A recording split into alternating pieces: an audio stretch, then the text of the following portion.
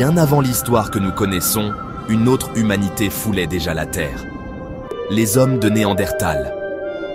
Un peuple mystérieux, disparu il y a environ 30 000 ans, mais dont l'héritage résonne encore en chacun de nous.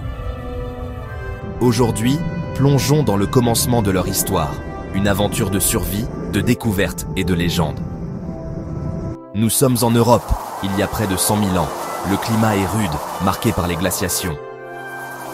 Néandertal évolue dans un monde de forêts denses, de steppes gelées et de bêtes gigantesques, mammouths, rhinocéros laineux, lions des cavernes.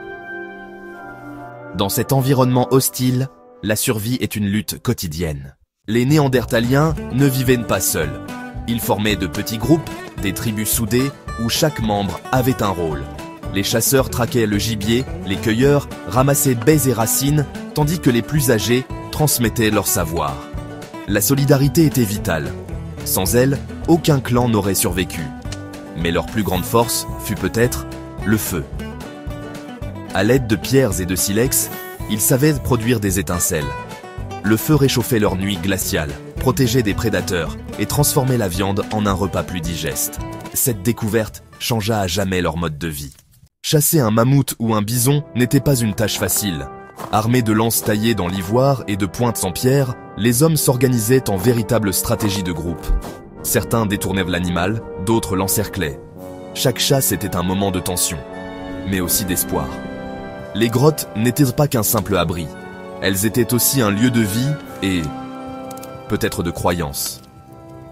Sur certaines parois, des symboles et peintures témoignent de leur monde spirituel.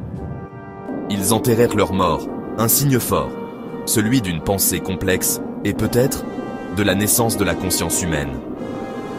L'homme de Néandertal, longtemps vu comme un être brutal et primitif, était en réalité intelligent, sensible et profondément humain. S'il a disparu, il reste pourtant présent. Une part de son ADN survit encore aujourd'hui dans chacun de nous. Le commencement des Néandertaliens n'est pas seulement une histoire de survie, mais aussi le reflet de nos propres origines.